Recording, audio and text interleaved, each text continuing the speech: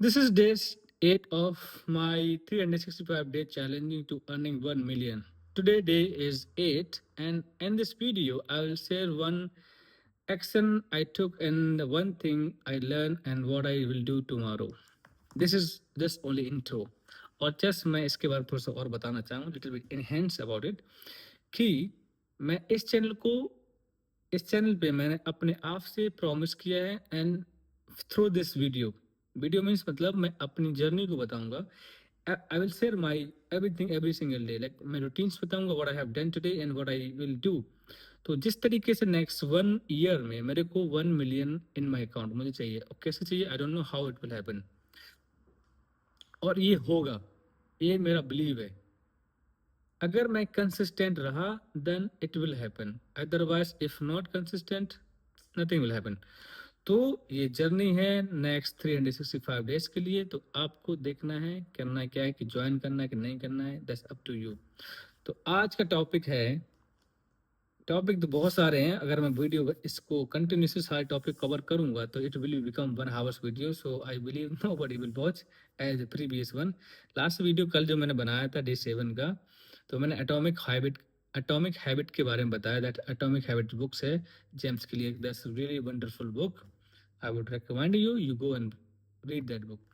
Okay, so वो video 20 minute duration हो गया है एंड दैट वाज वो वीडियो भी स्ट्रक्चर नहीं था. आज डे 8 हो चुका है, आज भी वीडियो स्ट्रक्चर में नहीं है. और तुम देख सकते हो कि स्ट्रक्चर ना होने की वजह से टाइम और जो कन्वर्सेशन द पॉइंट्स थोड़े से आउट अप एंड डाउन हो जाते हैं, जिससे तुम थोड़ा सा बोरिंग फील करोगे.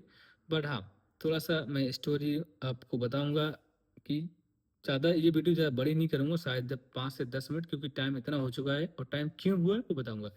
टाइम इसलिए हो चुका है, इतना लेट हो गया हूँ मैं, क्योंकि मैं अपने भाई से बात कर रहा था. तो उसने कॉल किया एट 1 o'clock और समथिंग. हाँ, 1 o'clock कॉल किया. उसके बाद अभी 1.5 आवर मैंने बात किया उससे.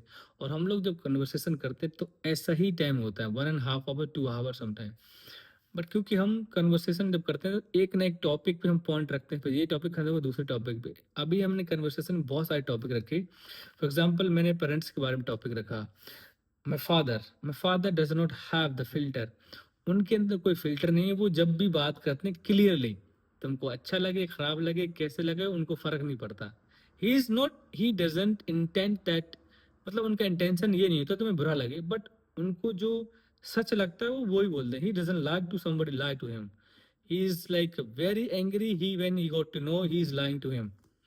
बहुत गुस्सा करते हैं. मैं भी कभी लाई करता हूँ उनके साथ, मतलब झूठ बोलता हूँ उस चीज के लिए, देन ही इज फक्ड मी. मतलब बहुत गुस्सा करते हैं. तो ऐसे ही तो हम बात कर रहे थे अपने पेरेंट्स के बारे में. Then we are suffering something which is it shouldn't happen but it's happening, that we can't control that. But इंशाल्लाह in future it will change the situation which is we are facing nowadays.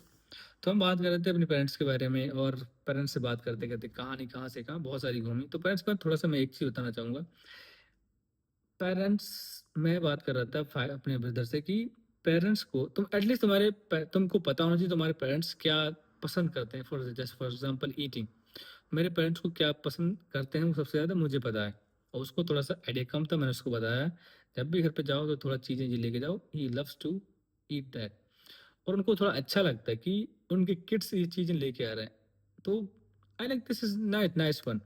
और मैंने बोला उसको कि जितना हमारे parents से हमारे लिए सॉरी, जितना हमारे पेरेंट्स ने हमारे लिए सेक्रीफाइस किया ना, तो उसके उसको जो नज़र में रखते हुए कभी भी उनको ये रियलाइज मत होने देना कि जो मैंने टाइम स्पेंड किया और सेक्रीफाइस किए वो वर्थलेस रहे.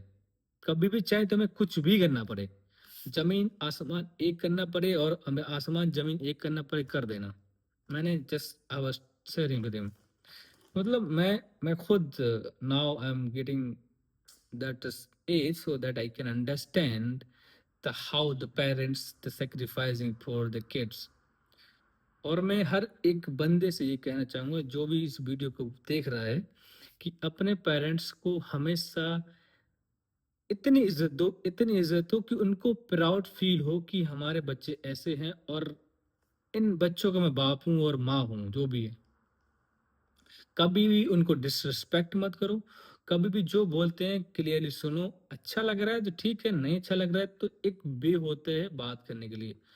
अब ये बोलोगे तुम भी करते होगे, नहीं करता मैं, बट हाँ थोड़ा सा यंग एज में था, अभी भी यंग ही हूँ, बुढ़ा नहीं हो गया हूँ, बट एक मैच्योरिटी होती है ना, तब मैच्योरिटी जब समझ में आने लगती है चीज़ों को तो तुम्हारा बिहेवियर चेंज होने लगता है। तो वो ही था, बट मैं इतने पेरेंट्स के साथ नहीं रहा हूँ। आफ्टर 8 क्लास मैं स्टडी करने लगा, 9th में, 10th 12th में तो कहीं और था, फिर उसके बाद कॉलेजेस, अब जॉब करता हूँ, तो इतना टाइम स्पेंड नहीं किया एज अ यंग। बट हाँ, मैं रिस्पेक्ट करता हूँ और इज्जत करता हूँ, मुझे लगता है कि आपको भी करना चाहिए। इस वीडियो में, this video going to now close because this is only 6 minute. और मैं देखता हूँ कि हाँ, आज मैं शेयर करूँगा थोड़ा सा और about my working day. Today was very tough day when I went there, that I was very happy in the mood. पता नहीं क्या हुआ अचानक से, मतलब मेरा माइंड चेंज हो गया, पता नहीं, इन द इवनिंग, लाइक 7 8 या 9 बजे के टाइम, अपने आप से I was not okay, like there is no thought भी नहीं था कुछ ऐसा कि मेरे साथ क्यों हो रहा, बट मैं समझ नहीं आ रहा था मेरा क्यों ऐसा हो रहा है। बट स्टिल मेरा आज मूड भी नहीं था वीडियो बनाने का, कि वो मेरे भाई ने कॉल किया, उससे बात करता रहा, मैं सोचा स्किप कर दूं, रहने दो, कर लूं, फिर उससे नहीं यार, जर्नी मैंने जब स्टार्ट की है तो फिर करना पड़ेगा, नो मैटर तुम कितनी मिनट कर रहे हो, क्या कर रहे हो, फर्क नहीं पड़ता है, तुमको फोकस करना चाहिए। और एक छोटा सा एग्जांपल दूंगा, रियल स्टोरी है कि मैं चीज देख, जब मैं वीडियो बनाने बैठता हूँ तो फिर मैं सोचता हूँ कितना टाइम निकलेगा, ये भी लंबी खिंच जाएगी, कोशिश करूंगा जल्दी से जल्दी। सिंपल एक एग्जांपल दूंगा। एज अभी कुछ दिन पहले एक वीडियो देखा था मैंने सोशल मीडिया पर, he was just stand up comedian. उसने बोला कि आजकल की लेडीज जब आती हैं घर पे शादी होने के बाद, तो वो बोलती हैं हमने, मैं अपने घर छोड़ के आऊं, तुमको अपने घर छोड़ना पड़े, we have to take some separate room और अपार्टमेंट, वहाँ हम रहेंगे। अब उनसे ये उस बंदे ने क्या बोला कि मेरी मम्मी भी 40 ईयर से अपने घर वालों से छोड़ के मेरे फादर के साथ रह रही है, इवन उस लड़की की भी मम्मी भी अपना घर छोड़ के वहाँ रह रही है। मतलब क्या समझ में नहीं आता है क्या चल रहा है, क्या प्रूफ करना चाहते हो तुम? 40 ईयर से वो भी रह रही ना अपने हस्बैंड के साथ छोड़ के अपने पेरेंट्स को, तुम भी रह रहे हो, उसमें क्या नया है? प्रॉब्लम कहाँ है? तुम नहीं रहना चाहते हो शादी, फिर क्यों कर रहे हो? यू, मुझे ऐसा लगता है कि तुम अपनी रिस्पॉन्सिबिलिटी नहीं लेना चाहते हो। For example, as I am the man and you are the woman, तुम्हें लगता है कि मैं डिफेंड कर रहा हूँ, ऐसा कुछ नहीं है। फॉर एग्जाम्पल, मेरा मैं मैन हूँ, मैं अपने घर का सबसे बड़ा भाई हूँ, तो मुझे पता है मेरी रिस्पॉन्सिबिलिटी क्या है, और मेरे फादर की एज क्या है, क्या उनको करना चाहिए, मेरे भाई की एज क्या है, उसके हिसाब से उसको क्या करना चाहिए। मैं अगर अपनी फैमिली को सपोर्ट ना करूं तो उसका बर्डन किस पे जाएगा? तुम्हारे फादर पे जाएगा ना। तो फादर तो वो भी तो मैन ही है ना। तो जब बर्डन उनके ऊपर जाएगा तो फिर सफर कौन करे? तुम्हारे फादर, तुमको पसंद आएगा तुम्हारे फादर सफर करें? अगर तुमको पसंद आ रहा, that means you are not loving your father. मैंने अपने फादर को बिफोर 50 ईयर ओल्ड अभी भी बहुत फिट हैं, ब्लेसिंग बाय अल्लाह, बहुत फिट हैं। मैं बोला तुमको काम नहीं करना, जो भी है मैं देखूंगा, no matter what will happen. यही चीजें हैं कि तुम पेरेंट्स को, अगर अगर अपने पेरेंट्स को ज्यादा प्यार करते हो तो करना चाहिए, मैं इतना कहना चाहूंगा। और मैंने क्या बोला था, लड़की वाला मैटर। दूसरा मैटर, एक और वीडियो मैंने आज देखा, there was one police officer थी लेडी, तो उसको एक वीडियो शेयर, मतलब छोटी क्लिप शेयर की है, कि उसमें क्या बोला उसने कि देयर वाज वन फ्रेंड, भाई कलीग्स थी कोई उसकी जानने वाली ऑफिसर की, तो उसने बोला उस लेडीज का अफेयर चल रहा है दूसरे इंसान के साथ, और वो मैरिड है, और जिससे अफेयर चल रहा है वो भी मैरिड है। और जहाँ पर सस्पेंस क्या है पता है? जिसका अफेयर, जिस लड़की का, जिस औरत का उस आदमी से अफेयर चल रहा है, उस औरत को जिसका अफेयर चल रहा है, उस अभी भी डाउट है इस बंदे पे कि उसका तीसरी जगह अफेयर चल रहा है। मतलब दोनों शादीशुदा हैं, इधर से भी उधर से भी दोनों अफेयर कर रहे हैं, बट इस लेडीज को उस आदमी में डाउट है कि उसका अफेयर दूसरी जगह चल रहा है। और वो बोली कि मुझसे पूछे इसमें कुछ लीगल एक्शन ले सकते हैं। मतलब दुनिया कहाँ जा रही है, हम क्या सोच रहे हैं, समझ में नहीं आ रहा है किस तरीके की दुनिया है। तुम अफेयर कर रहे हो, उसके बाद सोच रहे हो कुछ लीगल एक्शन लेने के लिए। How could happen? तुम चीट कर रहे हो अपने हस्बैंड के साथ, और फिर उसका सोच रहे हो कुछ मैं लीगल एक्शन ले सकते हूँ। ये 2 पॉइंट हो गए, लास्ट पॉइंट क्या है सुनो। एक बार मेरी अम्मी ने मुझे बोला कि I will not recommended that guy ना, कि एक बंदा है, फॉर एग्जांपल अभी होता होगा सर किसी के साथ कि जब लेडीज वाइफ हस्बैंड, जब हस्बैंड अब ससुराल जाता है वाइफ के घर पे, तो जब वाइफ अपने हस्बैंड के बारे में अपने घर वालों को और अपने फ्रेंड्स को जिसको भी बताती है, तो क्या बताती है वो मैटर करता है। उससे तुम्हारी रिस्पेक्ट और तुम्हारे हस्बैंड रिस्पेक्ट डिपेंड करती है। फॉर एग्जाम्पल अगर तुम अपने हस्बैंड के बारे में गलत गलत पॉइंट्स बताओगे, अगर गलत है तो बताओ, नहीं है तो मुझे लगता बताना चाहिए। तुम्हें अच्छे से अच्छा प्रेजेंट करना चाहिए अपने हस्बैंड को, जिससे तुम्हारी इज्जत बढ़ेगी, ना कि तुम्हारे हस्बैंड की। वो तो है ऑलरेडी बढ़ रही है। इज दमाद, जिसको सुना दमाद, सब इंडिया में हो तो दमाद का मतलब क्या होता है सब जानते हैं। अगर तुम उसके बारे में अच्छी चीजें बताओगी, जो अच्छी चीजें हैं उसके अंदर, देन एवरीवन लाइक प्राउड, मतलब तुम्हारे पेरेंट्स भी प्राउड करेंगे कि हमने अपनी बेटी किसी अच्छे इंसान के साथ शादी किया है।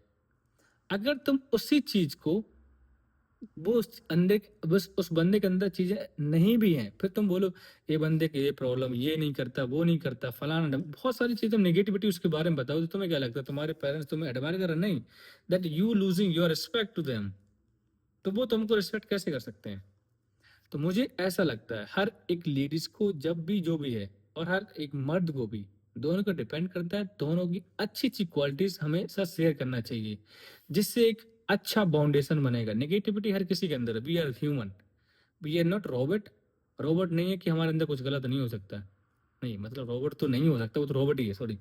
इंसान है, हर किसी इंसान के अंदर, हम खुदा नहीं है, मतलब सिंपल ये, खुदा मिस्टेक नहीं कर सकता।